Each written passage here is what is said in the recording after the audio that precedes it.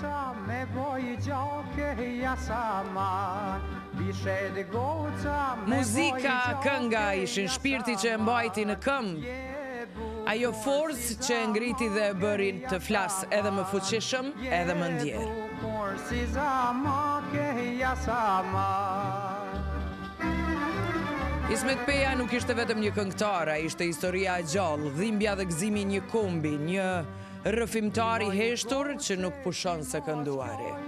Jasaman, rimoj goce ti mos kjoje jasaman, se prej teje s'kom të ndome jasaman, se prej teje s'kom të ndome jasaman. Ai na la në nëntor të 2020-s, por zëri i tij është më i fortë se koha.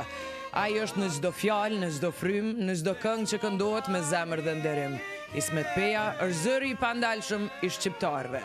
Ai që s'vdes kurrë.